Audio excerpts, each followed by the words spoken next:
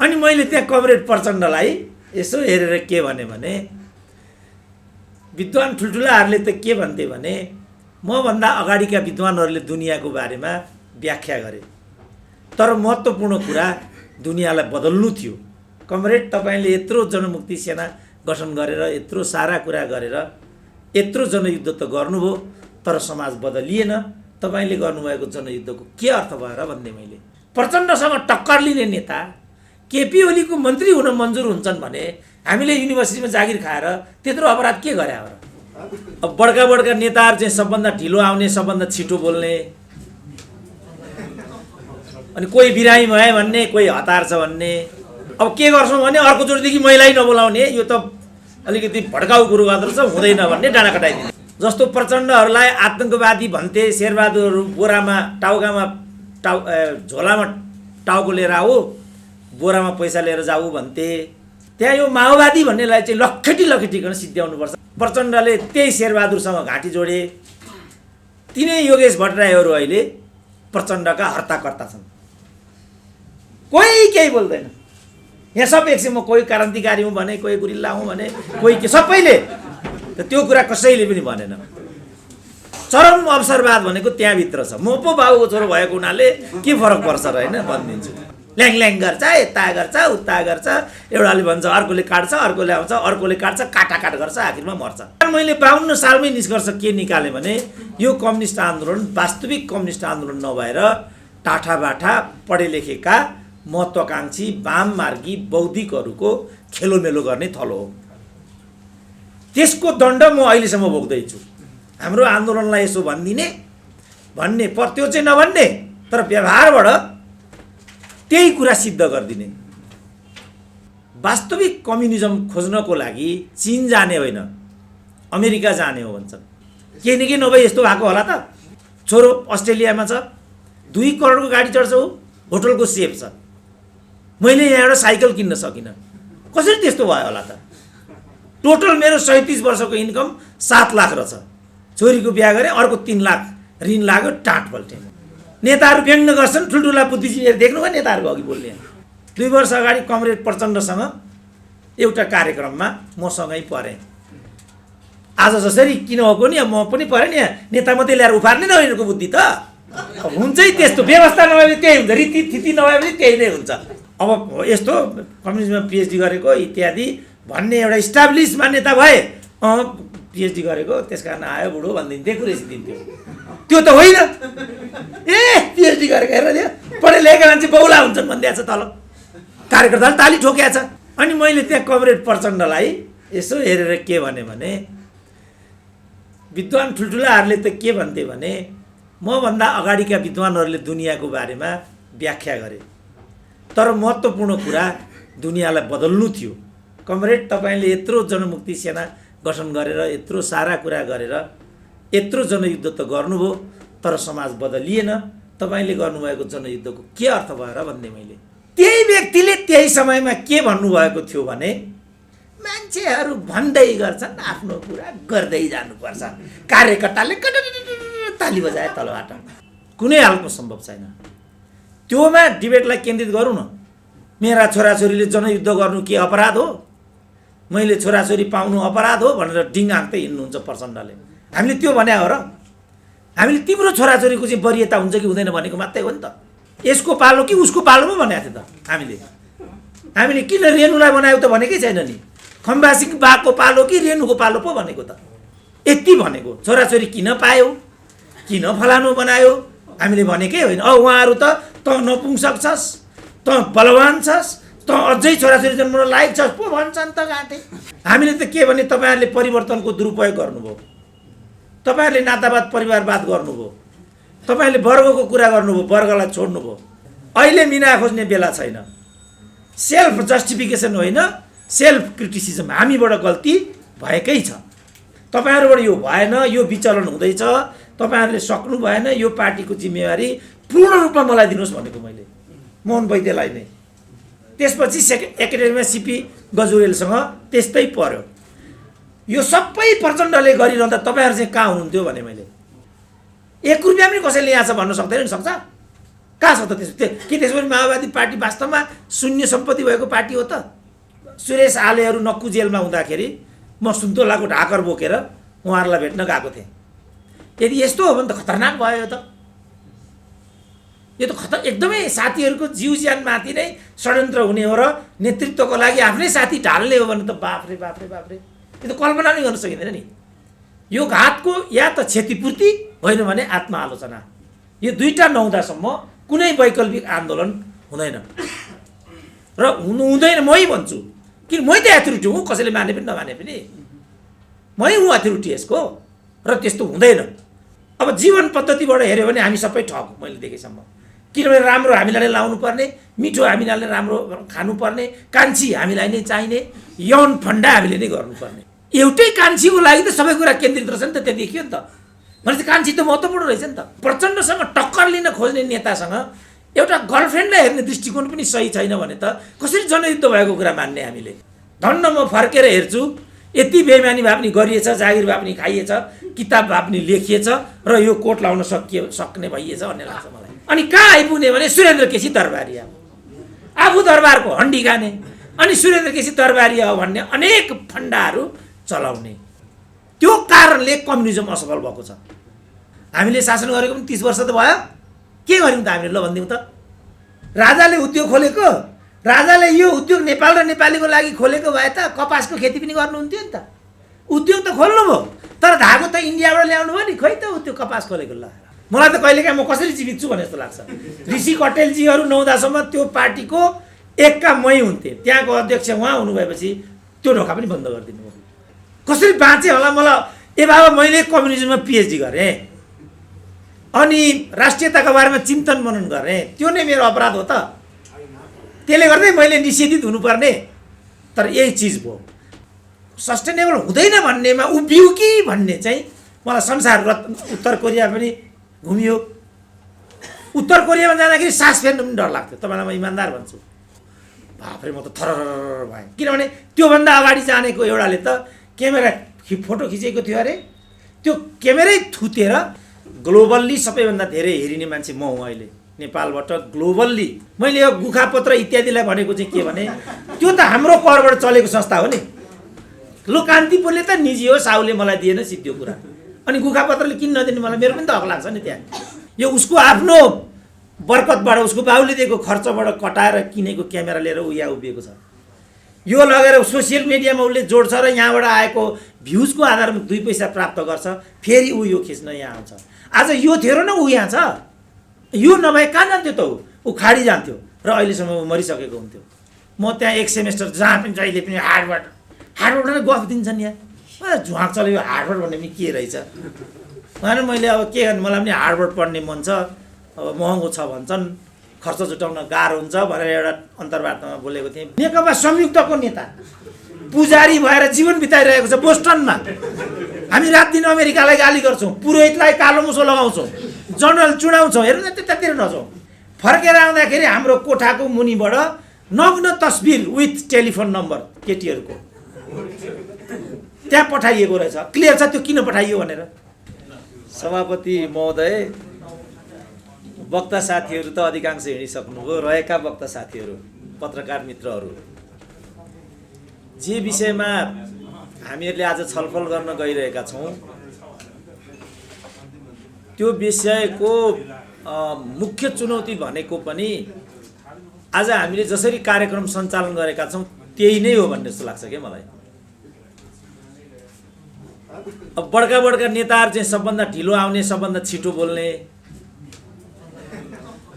अनि कोही बिरामी भयो भन्ने, कोही हतार छ भन्ने हैन, अनि कसले कति बोल्ने भन्ने समय सीमा पनि नहुने, यस्तो कार्यक्रम कहिले पनि काहीँ पनि हुँदैन क्या। यही नै असफलताको मुख्य बिन्दु हो। तर हामी यो मान्दैनौँ। अब के गर्छौँ भने अर्कोचोटिदेखि महिलाई नबोलाउने, यो त अलिकति भड्काउ कुरो गर्दो रहेछ, हुँदैन भन्ने डाँडा कटाइदिने। क्रान्तिमा पनि यही भयो, ऋषि कपिलको पार्टीमा पनि यही भयो, माओवादीवालामा पनि त्यही भयो। जस्तो प्रचण्डहरूलाई आतङ्कवादी भन्थे, शेरबहादुरहरू बोरामा टाउकामा झोलामा टाउको लिएर आऊ, बोरामा पैसा लिएर जाऊ भन्थे। धामी आयोगमा चाहिँ जुन पहिलो माओवादीको विषयमा तयार पारिएको रिपोर्ट थियो वामदेवको पालामा, त्यसको सदस्य सचिव योगेश भट्टराई जस्तो लाग्छ मलाई, गृहमन्त्री वामदेव, त्यहाँ यो माओवादी भन्नेलाई चाहिँ लखेटिकन सिद्ध्याउनुपर्छ भनेर लेखिएको छ। अब पछिबाट तिनै प्रचण्डले त्यही शेरबहादुरसँग घाँटी जोडे, तिनै योगेश भट्टराईहरू अहिले प्रचण्डका हर्ताकर्ता छन्। कोही केही बोल्दैन। यहाँ सब एकछिन म कोही क्रान्तिकारी हुँ भने, कोही गुरिल्ला हुँ भने, कोही के, सबैले त्यो कुरा कसैले पनि भनेन। चरम अवसरवाद भनेको त्यहाँभित्र छ। म पो बाबुको छोरो भएको हुनाले के फरक पर्छ र होइन भनिदिन्छु। अब अरू कोही त त्यो कुरा भन्नै सक्दैन। ल्याङ गर्छ, यता गर्छ, उता गर्छ, एउटाले भन्छ, अर्कोले काट्छ, अर्कोले आउँछ, अर्कोले काट्छ, काटाकाट गर्छ, आखिरमा मर्छ। कम्युनिस्ट आन्दोलन भएको यही हो।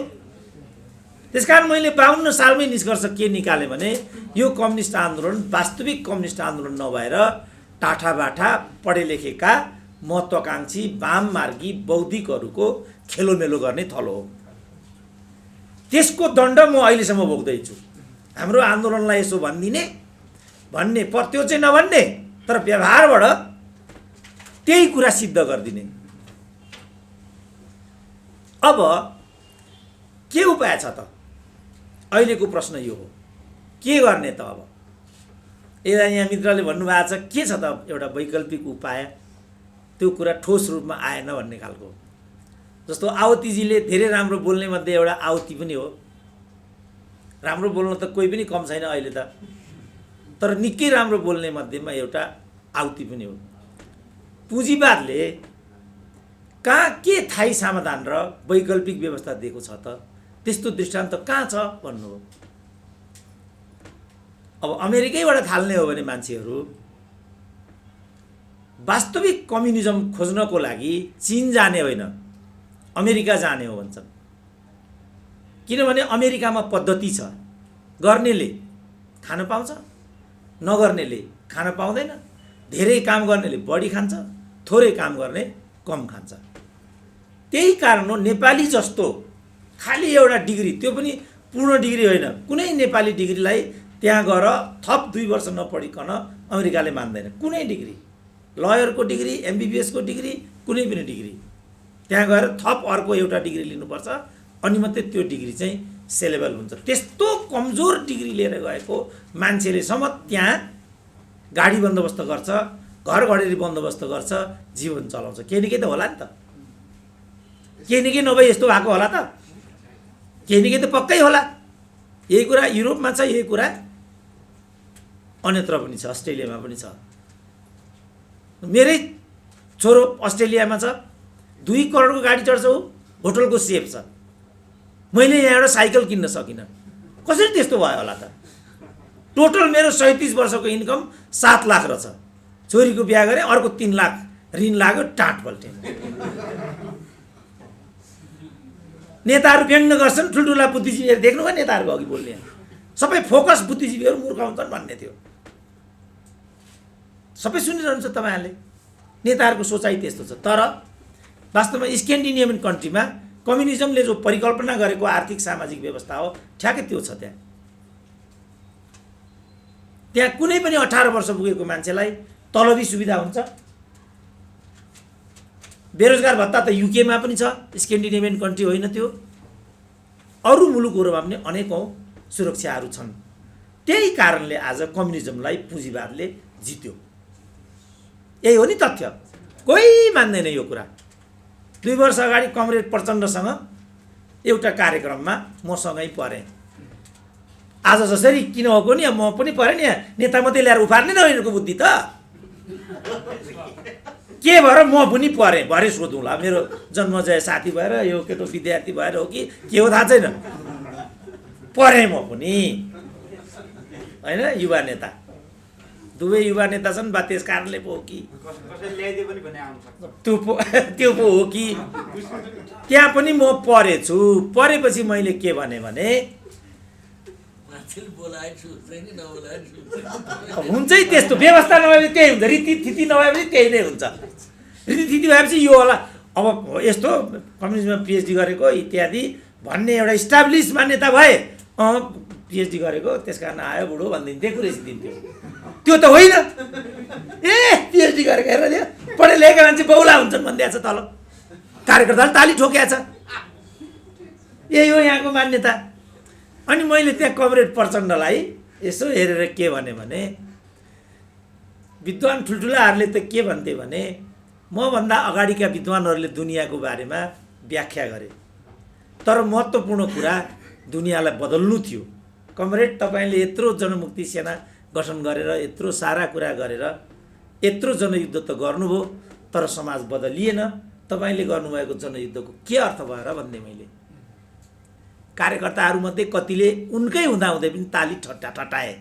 त्यहाँ प्रचण्डको पालो आयो। के भन्छ बड्डोले भन्ने सबैले ठाडा कान लगाइराखेका थिए। उहाँले केसी भन्नुभयो कि यस्तै के भन्नुभयो, किनभने उहाँहरूको विचारमा सबैभन्दा गएका र जे भने पनि हुन्छ भन्ने चाहिँ बौद्धिक भन्ने उनीहरूको बुझाइ छ। बौद्धिकहरूलाई मानमनी त गर्नुपर्छ, यिनीहरूको पनि मुटु हुन्छ, यिनीहरूको पनि त्याग हुन्छ, यिनीहरूको पनि समाजमा योगदान हुन्छ। त्यो हुँदैन। उहाँ कमसेकम उहाँहरूको प्रचण्ड र बाबुरामहरूको व्यवहारबाट त मलाई त्यही नै अनुभूति छ। अनि उहाँले त्यो कुरा त भन्नुभयो, तर उहाँलाई पनि म एउटा उक्तिबाट नै प्रतिउत्तर गर्छु भनेर के भन्नुभयो त, त्यही व्यक्तिले त्यही समयमा के भन्नुभएको थियो भने मान्छेहरू भन्दै गर्छन्, आफ्नो कुरा गर्दै जानुपर्छ। कार्यकर्ताले ताली बजाए तलबाट। म निहुरिरहेँ, कुरा सिद्धियो। त्यसकारण के म विचार गर्छु यो उमेरमा भनेदेखि हाम्रो विचार पद्धति, हाम्रो जीवन पद्धति, हाम्रो सैद्धान्तिक पद्धतिमा पुनर्विचार गर्ने समय ढिलो भइसक्यो।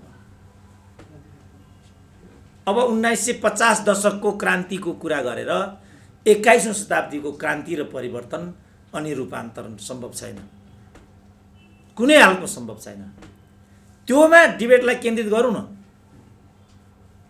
प्रविधिको त्यसमा कति योगदान हो, विचार दर्शनमा त्यसमा पुनर्मूल्याङ्कन गर्नुपर्ने कुराहरू कति हुन्, ऋषि कटेलजीहरू यसमा जीवन गयो, यो जीवन जानुको अब के अर्थ रह्यो, माओवादीले जो जनयुद्ध गर्यो त्यसको मूल्य हिसाब किताब गर्ने कहिले हो, कहिले हो? मेरा छोराछोरीले जनयुद्ध गर्नु के अपराध हो, मैले छोराछोरी पाउनु अपराध हो भनेर डिङ हाँक्दै हिँड्नुहुन्छ प्रचण्डले। हामीले त्यो भने हो र? हामीले तिम्रो छोराछोरीको चाहिँ वरियता हुन्छ कि हुँदैन भनेको मात्रै हो नि त। हामीले किन तिम्रो छोराछोरी किन बनायो भने हो, बिनाको पालो कि पम्फाको पालो पो भनेको त हामीले, यसको पालो कि उसको पालो पो भनेको थियो त हामीले किन रेणुलाई बनायो त भनेकै छैन नि, खम्बासिङ बाको पालो कि रेणुको पालो पो भनेको त। के यसमा केही अर्गेलै छ यसमा? यति भनेको छोराछोरी किन पायो, किन फलानु बनायो हामीले भनेकै होइन। उहाँहरू त नपुंसक छस्, त बलवान छस्, त अझै छोराछोरी जन्माउन लायक छस् पो भन्छन् त गाँठे। के हो कुरो? हामीले त्यस्तो भनेकै होइन। हामीले त के भने तपाईँहरूले परिवर्तनको दुरुपयोग गर्नुभयो, तपाईँहरूले नातावाद परिवारवाद गर्नुभयो, तपाईँहरूले वर्गको कुरा गर्नुभयो, वर्गलाई छोड्नुभयो। यो पो हामीले भनेको हो त। र अहिले आएर हेर्दाखेरि सबै शहीदहरू छक्किए, बेपत्ता विस्थापित अङ्गभङ्गहरूलाई साह्रै ठुलो हामीहरूले अन्याय गऱ्यौँ। कमसेकम जति यहाँ माओवादीसँगै सम्बन्धित लडेर आएका कति साथीहरू पनि हुनुहोला। तपाईँहरूको त ज्यान त छ बाबु, कमसेकम शहीदको त जिन्दगी गयो भने आज विधवा भइराखेका छन् दिदीबहिनीहरू। त्यो त भूपी सेचनले लेखेको कवितै छ नि, जिएर त हेर जिउन झन् गाह्रो छ नि। अब यो त अझ मिना खोज्ने कुरा हो। अहिले मिना खोज्ने बेला छैन। सेल्फ जस्टिफिकेसन होइन, सेल्फ क्रिटिसिजम। हामीबाट गल्ती भएकै छ। जस्तो मैले सिपी गजुरेल, मोहन वैद्यहरूसँगैको एउटा कार्यक्रममा तपाईँहरूबाट यो भएन, यो विचलन हुँदैछ, तपाईँहरूले सक्नु भएन, यो पार्टीको जिम्मेवारी पूर्ण रूपमा मलाई दिनुहोस् भनेको मैले मोहन वैद्यलाई नै। त्यसपछि एकाडेमीमा सिपी गजुरेलसँग त्यस्तै पर्यो। यो सबै प्रचण्डले गरिरहँदा तपाईँहरू चाहिँ कहाँ हुनुहुन्थ्यो भने मैले त्यहाँ पार्टी पद्धति थियो कि थिएन? पार्टीको आय व्ययको विवरण त्यहाँभित्र राखिन्थ्यो कि राखिँदैन थियो? माइनोरिटिङ सिस्टम थियो कि थिएन? माओवादीसँग त्यत्रो सम्पत्ति एकट्ठा भएको भन्ने छ, त्यो सम्पत्ति कहाँ छ तपाईँलाई थाहा छ कि थाहा छैन? 1 रुपियाँ पनि कसैले यहाँ छ भन्न सक्दैन नि? सक्छ? कहाँ छ त त्यसो? के त्यसो भने माओवादी पार्टी वास्तवमा शून्य सम्पत्ति भएको पार्टी हो त? त्यो हिसाब किताब तपाईँले किन गर्नु भएन? जस्तो सुरेश आलेहरू नक्कु जेलमा हुँदाखेरि म सुन्तोलाको ढाकर बोकेर उहाँहरूलाई भेट्न गएको थिएँ। जाँदाखेरि मैले एउटा सानो टक पनि त्यहाँ गरिहालेँ। यहाँ बाहिर बजारमा के भनिन्छ भने तपाईँहरूलाई आफ्नै पङ्क्तिभित्र षड्यन्त्र गरेर पक्राउ गरेको भन्ने छ। सुरेशजी, मातृकाजी, यो के कुरा हो? रेकर्ड गरिराखौँ, म कम्युनिस्ट आन्दोलनको पार्ट 3 लेख्दैछु, त्यसमा यो कुरालाई उद्धरण लिने मेरो विचार छ। के कुरा हो यो भनेर सोधेँ मैले। त्यो कुरा त होइन भन्नुभयो। पछिबाट त्यो बिरही भन्ने एकजना युवा नेता अनिल बिरही, उहाँसँग पनि मैले यो कुरा खुब बुझ्न खोजेँ के हो त यो भनेर। मातृका र उहाँहरूको कुरामा अलिकति भिन्नता देखिन्थ्यो। सुरेश आलेहरूले भन्नुहुन्थ्यो षड्यन्त्र त होइन नै भन्नुहुन्थ्यो उहाँले चाहिँ। बिरहीहरूले भन्नुभयो यसमा षड्यन्त्रको सम्भावना पनि छ। त्यसो भने सिपी गजुरेलहरूको पक्राउ, मोहन वैद्यहरूको पक्राउ पार्टीबाटै भएको अन्तर्घात पछाडि हो कि यो संयोग मात्रै हो त? यो के कुरा हो? अब अहिले पनि माओवादी कति साथीहरू जो मिलिटेन्ट हुनुहुन्छ यो हलमा पनि हुनुहुन्छ, उहाँहरूको पनि एकअर्कामा भनाइ के छ भने अन्तर्द्वन्द्व विकसित भएका कार्यकर्ताहरूलाई पार्टीभित्रैबाट योजनाबद्ध मर्वाउने काम पनि भएकै छ भन्ने छ। यदि यस्तो हो भने त खतरनाक भयो त। यो त एकदमै साथीहरूको जीव ज्यानमाथि नै षड्यन्त्र हुने हो र नेतृत्वको लागि आफ्नै साथी ढाल्ने हो भने त बाफ्रे बाफ्रे बाफ्रे, यो त कल्पना नै गर्न सकिँदैन नि। यसबाट मैले के सार खिच्न खोजेको भने यो आन्दोलनभित्र काहीँ न काहीँ अनेक किसिमका विचलनहरू थिए। अराजकता थियो, आपराधिक सोच थियो, दुश्मनको षड्यन्त्र इत्यादि भनिन्छ, त्यसले पनि काम गर्थ्यो कि के थियो भन्ने कुराहरू पनि अनुत्तरित नै छन्। त्यसका बीचबाट विकसित भएको आन्दोलनलाई आज यस रूपमा प्रयोग गरिँदैछ। यो एकदम आपत्तिजनक छ, यो खेदजनक छ। यसलाई नपरगलिकन अब अर्को आन्दोलनको विकास नेपाली कम्युनिस्ट जगतमा हुन सक्दैन ऋषिजी, सम्भव छैन। यो जो घात हामीबाट भयो, यो घातको या त क्षतिपूर्ति होइन भने आत्मआलोचना, यो दुईटा नहुँदासम्म कुनै वैकल्पिक आन्दोलन हुँदैन र हुँदैन। मै भन्छु कि मै त एथोरिटी हुँ, कसैले माने पनि नमाने पनि मै हुँ एथोरिटी यसको, र त्यस्तो हुँदैन। जस्तो साथीहरू अहिले जस्तो हाम्रो साईजीदेखि हाम्रो ऋषिजीसम्म आउँदाखेरि कति राम्रो छ त बोली उहाँहरूको, एक पनि खण्डन गर्न सकिँदैन। साईजीको कुरामा जो पेचिलो उठान गर्नुभएको छ उहाँले, त्यसलाई प्रतिवाद खण्डन गर्नै सकिँदैन। त्यो आफैमा सुन्दर छ, आउतीको ब्रिलियन्ट छ। अरूका प्रस्तुति सिपीकै पनि हामीले नराम्रो मान्यौँ न। हाम्रो रामहरि खतिवडाको पनि यो शीर्षक अनुकूलको उहाँको अभिव्यक्ति भयो। सिस्टमको समस्या होइन, व्यवस्था नै व्यवस्थापकहरूकै समस्या हो भन्ने कुरामा निष्ठा, कति निष्ठा आयो त? उहाँले कसरी आफ्नो संविधानलाई प्रतिरोध गर्नुभयो? तर हामीहरू वर्ण सङ्कर भएको हुनाले न हामी यता न हामी उता। अब जीवन पद्धतिबाट हेऱ्यो भने हामी सबै ठग मैले देखेसम्म। किनभने राम्रो हामीलाई नै लाउनु पर्ने, मिठो हामीलाई नै राम्रो खानुपर्ने, कान्छी हामीलाई नै चाहिने, यौन फन्डा हामीले नै गर्नुपर्ने। किनभने त्यो जीवन वास्तविकतासँग अभिन्न रूपमा गाँसिएको विषय हो। आफ्ना छोराछोरी राम्रो पढुन्, आफ्नो एकलौटी व्यवस्था राम्रोसँग होस्। किनभने जोसँग आर्थिक व्यवस्थापन छ उनीहरूले मात्रै राजनीतिक व्यवस्थापन पनि गर्न सकेको देखिन्छ। व्यवहारबाट त्यही देखिन्छ। आज मोहनचन्द्र अधिकारीहरूले मागेर हिँड्नुपर्छ, नरेश खरेलहरू ह्यान्ड टु माउथमा छन्। माओवादीका सबै साथीहरू चिन्दिनँ, कतिको अहिले मणि थापाकै बारेमा के गरेको? मणि थापा भनेको त प्रचण्डसँग टक्कर लिने मान्छे हो। रविन्द्र अधिकारीको रविन्द्र श्रेष्ठको नाम त मैले लिइरहनु आवश्यक पर्दैन होला। एउटै कान्छीको लागि त सबै कुरा केन्द्रित रहेछ नि त, त्यो देखियो नि त। भनेपछि कान्छी त महत्त्वपूर्ण रहेछ नि त। प्रचण्डसँग टक्कर लिन खोज्ने नेतासँग एउटा गर्लफ्रेन्डलाई हेर्ने दृष्टिकोण पनि सही छैन भने त कसरी जनयुद्ध भएको कुरा मान्ने हामीले। अनि मणिको बारेमा मैले कुरा उठाएँ। मणि पनि जब प्रचण्ड शान्तिको प्रक्रियामा आउनुभयो उहाँहरू दुईजनाले प्रतिरोधको त्यहाँ आवाज उठाउनु भयो। मैले एकदम मेहनत गरेर उहाँहरू दुईजनाको फोटोलाई एकै ठाउँमा राखेर कम्युनिस्टको पार्ट 3 मा यी दुईजनाले गरेको यो एउटा हिम्मत हो भनेर दुईजनालाई एकै ठाउँमा अँगाले हालेको फोटो खिचाएर किताबमा राख्ने भनेर फोटो खिचेँ मैले दुईजनाको। त्योलाई मैले प्रकाशनमा नपठाउँदै एकजनालाई माधव नेपालले मन्त्री बनाइहाल्नुभयो। उहाँ त्यतातिर जानुभयो, त्यहाँबाट अगाडि बढ्दै बढ्दै उहाँ चाहिँ कान्छी भाइठामा पुग्नुभयो। च्याप्टर क्लोज भयो। अब मणिजीसँग दोस्ती अगाडि बढ्यो, तर मैले त्यो फोटो त्यहाँ राख्नु चाहिँ अब उपयुक्त हुँदैन कि क्या हो भन्ने लाग्यो। मणिजीसँग दोस्ती छँदै थियो, दोस्ती चल्दै गर्दा अब उहाँ केपी ओलीको मन्त्री हुन आइपुग्नुभयो। प्रचण्डसँग टक्कर लिने नेता केपी ओलीको मन्त्री हुन मन्जुर हुन्छन् भने हामीले युनिभर्सिटीमा जागिर खाएर त्यत्रो अपराध के गरे हो र? आज बुद्धिजीवी अवसरवादी हुन्छन् भनेर माओका कोटेसन कार्यकर्तालाई सुनाउँदै छिन्ने समय छ? नेताहरू अवसरवादी भएको हुनाले हामी अवसरवादी भएका हौँ, यही हो सत्य। अवसरवादको खेती सिकाएकै नेतृत्वले हो। उनीहरू आफ्नो ठाउँमा बसिदिएको भए हामीलाई हिम्मत हुँदैन थिएन नि बेइमानी गर्ने। धन्न म फर्केर हेर्छु यति बेइमानी भए पनि गरिएछ, जागिर भए पनि खाइएछ, किताब भए पनि लेखिएछ र यो कोट लाउन सक्ने भइएछ भन्ने लाग्छ मलाई। नत्र त हामीले नाङ्गे झारबाट सडकमा हिँड्नु पर्थ्यो। मोहनचन्द्र अधिकारीहरू दृष्टान्त छन्। मोहनचन्द्रको ठाउँमा कसलाई ल्याइयो भन्ने कुरा नाम लिँदा अब आफैलाई नाम लिन डर लाग्न थालिसक्यो। कति हाम्रो नाम मात्रै लिनुहुन्छ भन्छन्। फेरि हाम्रा भाइरल साथीहरू गएर तपाईँको नाम त बारम्बार सुरेन्द्र केसीले लिइरहनुहुन्छ नि, के कारण हो भनेर अनि खोतल्ने। अनि कहाँ आइपुग्ने भने सुरेन्द्र केसी दरबारी आफू दरबारको हन्डी खाने अनि सुरेन्द्र केसी दरबारी हो भन्ने अनेक फन्डाहरू चलाउने, यो खालको सिलसिला चलिराखेको हुनाले अब म निष्कर्षतिर आउँछु के भने हामीले परम्परागत शास्त्रीय कम्युनिजमबाट अब समस्याको समाधान गर्ने जस्तो म देख्दिनँ। समस्याको समाधान हुने जस्तो म देख्दिनँ। किनभने जुन मान्छेका स्वभावहरू हुन्छन् ती स्वभावहरू मान्छेका अविभाज्य अङ्गहरू हुन्।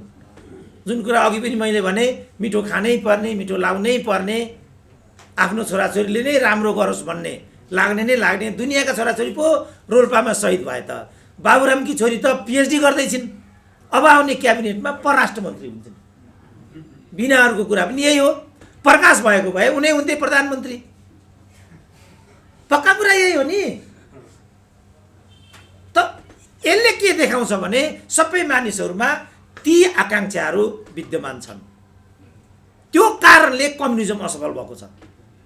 त्यत्रो रेड आर्मी थियो सोभियत रसियामा, कसरी त्यो पल्ट्यो होला ल भन्नु त।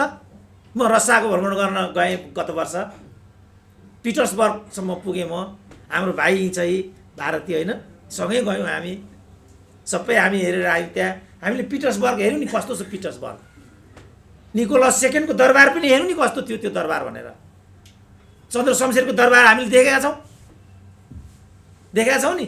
शीतल निवासमा हाम्रो राष्ट्रपति बस्छन् अहिले पनि। राणाहरूले छोडेका दरबारहरू तिनीहरू हुन्। हामीले शासन गरेको पनि 30 वर्ष त भयो। के गर्यौँ त हामीले ल भनिदिउँ त। पूर्व पश्चिम राजाले बनाएको पूर्व पश्चिमको बारेमा आउतीजीले कति व्याख्या गरेको मैले सुनेको छु। यो मधेसीको विरुद्धको षड्यन्त्र हो अरे उहाँले भनेको। उहाँले भइदिएको भए म फेरि अहिले पनि भन्थेँ म उहाँलाई यो कुरा। यो पूर्व पश्चिम राजमार्ग नेपाली जनताको लागि मेची महाकाली जोड्नको लागि बनाएको होइन अरे राजाले। मधेसीको विरुद्धमा त्यो षड्यन्त्र अरे। यदि त्यो मधेसीको पक्षमा हुन्थ्यो भने त्यो चुरेको कछाडै बन्दैन थियो अरे, रक्सौलबाट अगाडि जान्थ्यो अरे। अब कम्युनिस्ट नेता भन्नुहुन्छ, सबै मुलुकले आफ्नो सुरक्षाको एउटा चिन्तन त राखेको हुन्छ। कुनै पनि राजमार्गहरू सिमानाको नजिकमा हुँदैनन्, कुनै पनि टेक्निकल कलेजहरू सिमानाको नजिकमा हुँदैनन्, मुख्यालयहरू अहिले पनि सिमानाको नजिक हुनु हुँदैन भनेर धनगढीमा राख्नु हुँदैन, अत्तरियामा लानुपर्छ भन्ने धारा तीबाट आएको हो। त्यो हिसाबले राजमार्गलाई त्यहाँ व्यवस्था गरिएको थियो। त्यो हिसाबले कोदारी राजमार्ग बनाइएको थियो। त्यो हिसाबले औद्योगिक क्षेत्रहरू निर्माण गरिएका थिए। आउतीजीले भनेको त के अरे भने ल राजाले उद्योग खोलेको, राजाले यो उद्योग नेपाल र नेपालीको लागि खोलेको भए त कपासको खेती पनि गर्नुहुन्थ्यो नि त। उद्योग त खोल्नुभयो तर धागो त इन्डियाबाट ल्याउनु भयो नि, खोइ त त्यो कपास खोलेको ल परेँ म त। यो सोच रहेछ नेताहरूको। अब यो कहाँबाट आयो त? यस्तो यान्त्रिक त सिद्धान्तले नै बनाएको हुन्छ मान्छेलाई। सिद्धान्त नै यी सबै कुराको चाहिँ पृष्ठपोषक हुन्छ, तीबाट यी कुराहरू सिकिन्छ। त्यसकारण समग्रमा नेपालको कम्युनिस्ट आन्दोलनमाथि हामीले पुनरावलोकन गर्नुपर्छ, पुनर्विवेचना गर्नुपर्छ। जे जति हामीबाट कमी कमजोरीहरू भएका छन् त्यसको आत्मसमीक्षा हुनैपर्छ। त्यो नगर्ने हो भने यो तेस्रो आन्दोलन भन्ने हुनै सक्दैन, अर्को जनयुद्ध भन्ने सम्भवै छैन नेपाली माटोमा। अब यो कारणले अब यहाँ एउटा प्रश्न आइहाल्यो, कस्तो होला 21औं शताब्दीको क्रान्ति? यसलाई उत्तर गरेर म आफ्नो भनाइलाई अन्त गर्ने अनुमति चाहन्छु। अब क्रान्ति केलाई भन्ने, त्यसको एन्सर दिनु हामीसँग पनि जिज्ञासा छ। हजुर ल, अब क्रान्ति केलाई भन्ने महत्त्वपूर्ण प्रश्न हुन्छ। अब वर्गीय क्रान्तिलाई मात्रै क्रान्ति भन्ने कि औद्योगिक क्रान्तिलाई पनि क्रान्ति भन्ने? अब इस्लामिकहरूले पनि क्रान्ति, इरानकोलाई पनि क्रान्ति भनिराखेका छन्। पहिलो त यो पर्गेल्नु पर्यो। यदि वर्गीय क्रान्तिको कुरा गरिएको हो भनेदेखि अब रक्तपातपूर्ण क्रान्तिको परिकल्पना त अबको समाजले सहज रूपमा लिएला भने जस्तो मलाई लाग्दैन। प्राविधिक रूपमा पनि क्रान्तिलाई चाहिँ सम्पन्न गर्न सकिन्छ, किनभने प्रविधिको माध्यमबाट पनि जीवन पद्धति अहिले बदलिएको छ। जस्तो जति पनि यहाँ अहिले क्यामेराहरू हाम्रो अगाडि देख्छौँ, अहिले नेपाल टिभी अथवा कान्तिपुरको क्यामेराम्यान यहाँ भइदिएको भए उसलाई कस्तो लाग्थ्यो होला। तर एउटा पनि टिभीको क्यामेरा यहाँ छैन। इन्डाइरेक्टली, अप्रत्यक्ष रूपमा टिभीको युगलाई युट्युबरहरूले चाहिँ रिप्लेस गरिसके। यदि युट्युबरहरू हुँदैन थिए भने सुरेन्द्र केसीको अनुहार त नेपाली समाजले देख्ने नै थिएन, किनभने कान्तिपुर बन्द, गुखापत्र बन्द, रेडियो नेपाल बन्द। हेर कत्रो अन्याय छ त हाम्रो समाजमा। मलाई त कहिलेकाहीँ म कसरी जीवित छु भने जस्तो लाग्छ। ऋषि कटेलजीहरू नहुँदासम्म त्यो पार्टीको एकका मै हुन्थे, त्यहाँको अध्यक्ष उहाँ हुनुभएपछि त्यो ढोका पनि बन्द गरिदिनु हो। यस्तो छ साथीहरूको कार्यशैली। कसरी बाँचेँ होला? मलाई ए बाबा, मैले कम्युनिजममा पिएचडी गरेँ अनि राष्ट्रियताको बारेमा चिन्तन मनन गरेँ, त्यो नै मेरो अपराध हो त? त्यसले गर्दै मैले निषेधित हुनुपर्ने? तर यही चिज भयो। त्यस अनुभवको आधारमा पनि मैले के भनेको भने यहाँ कहीँ न कहीँ खोट छ। यो खोटलाई हामीले पुनर्विचार गर्नै पर्छ र बदल्नै पर्छ। त्यसकारण मलाई के लाग्छ भनेदेखि सामाजिक न्याय सहितको समतामुखी समाज व्यवस्थाको निर्माण नै 21औं शताब्दीको क्रान्ति हो। सामाजिक न्याय सहितको समतामुखी समाजको प्राप्ति नै 21औं शताब्दीको क्रान्ति हो, जो प्रविधियुक्त हुन्छ, जो समावेशीय हुन्छ, जसमा सबै जात जाति र भाषा धर्मका मानिसहरूले उत्तिकै स्थान पाउँछन्। जस्तो यो संविधानको कुरा गर्नुभयो, यो संविधान चाहिँ जनजातिको पक्षमा बिल्कुल छैन भन्नुभयो, मधेसीको पक्षमा पनि छैन भन्नुभयो, दलितहरूको पक्षमा पनि छैन भन्नुभयो उहाँले। मैले देख्दाखेरि जनजातिको, दलितको, मधेसको र अरूहरूको लागि पनि नै फोकस गरेर त्यो संविधानको निर्माण भएको छ। तर यो पनि मान्न सकिँदैन भन्ने कुरा आयो, किनभने सकेसम्म कि 31वटा त मौलिक अधिकार छन् त्यसमा। पर्यावरणको अधिकार पनि छ, शिक्षाको अधिकार पनि छ, सब के छैन त्यहाँ? सबै कुराहरू छन्। तर त्यो अनुसारको आचरणमा हामी अगाडि बढेनौँ।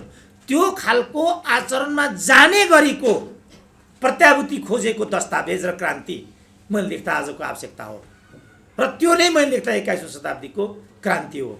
परम्परागत जो शास्त्रीय क्रान्ति हो, त्यो शास्त्रीय परम्परागत क्रान्तिबाट 21औं शताब्दीको क्रान्ति सम्बोधित हुन्छ र त्यो बाटो चाहिँ सस्टेनेबल हुन्छ भन्ने, कमसेकम सस्टेनेबल हुँदैन भन्नेमा उभियो कि भन्ने चाहिँ मलाई संसार उत्तर कोरिया पनि घुमियो।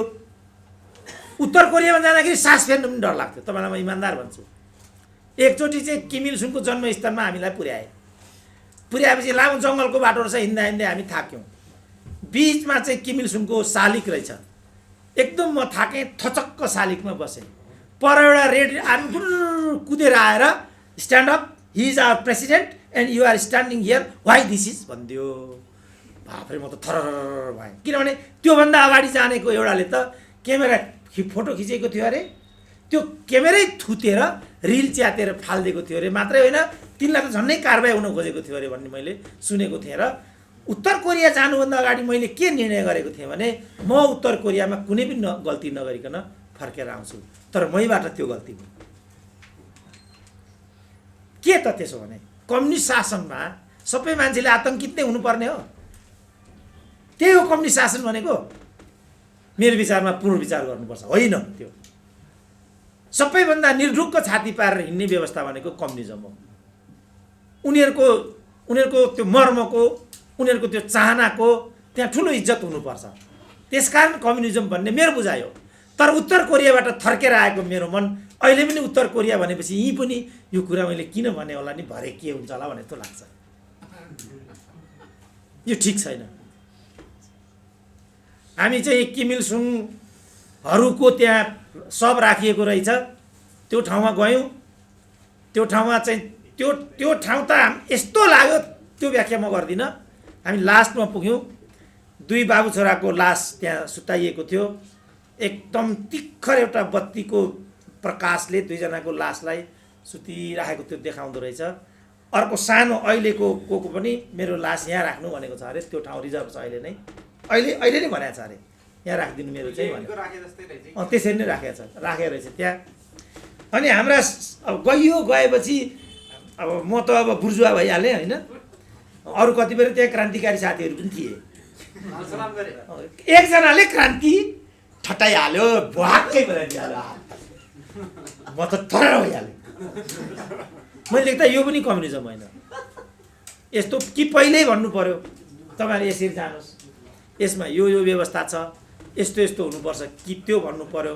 हात उठाइसकेपछि हात तल चाहिँ त्यो मैले लेख्दा हो, साधारण कुरा गरेको मैले।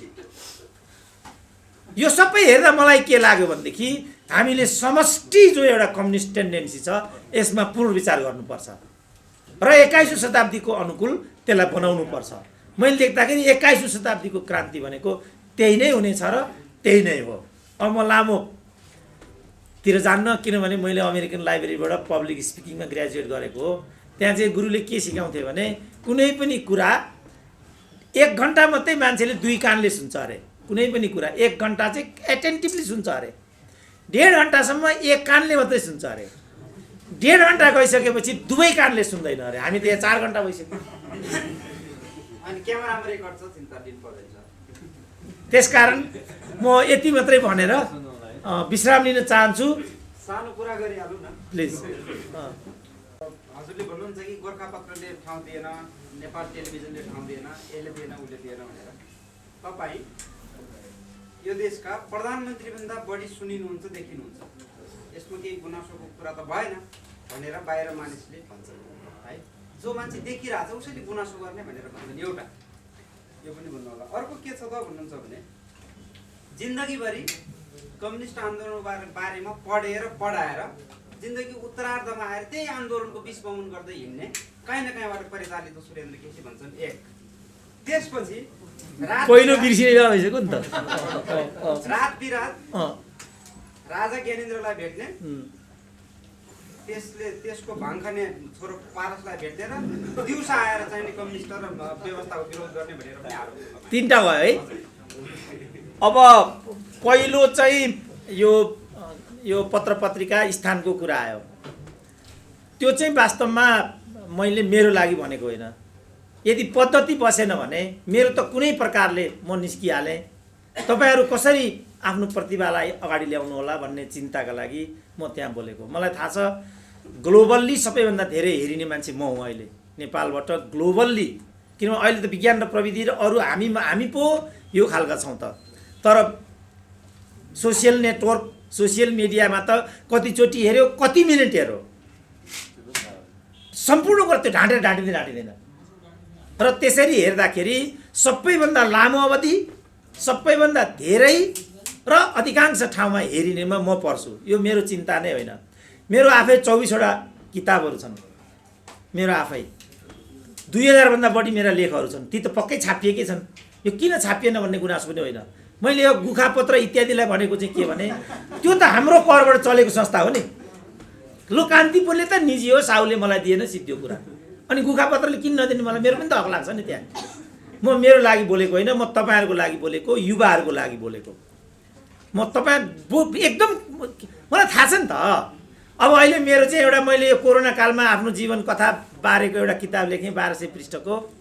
त्यो किताब छाप्न पाऊँ भनेर मेरो घरमा लाइन छ प्रकाशकहरूको, छाप्न पाऊँ। किनभने आजसम्म पार्टीगत आधारमा किताबहरू छापिन्छन् फेरि यहाँ।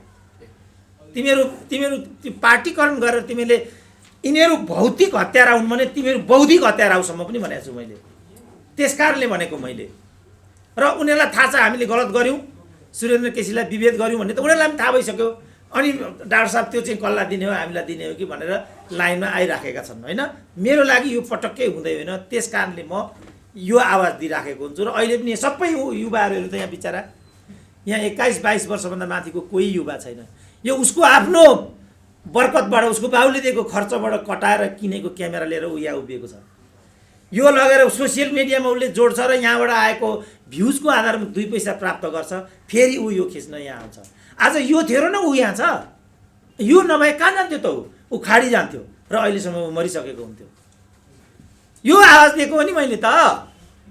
यसमा यो जहाँसम्म राजा ज्ञानेन्द्रको कुरा हो, राजा ज्ञानेन्द्र मेरो चाहिँ nationality and Nepalese foreign policy भन्ने एउटा टपिकमा मेरो हार्वर्ड युनिभर्सिटीमा मेरो इनरोलमेन्ट थियो।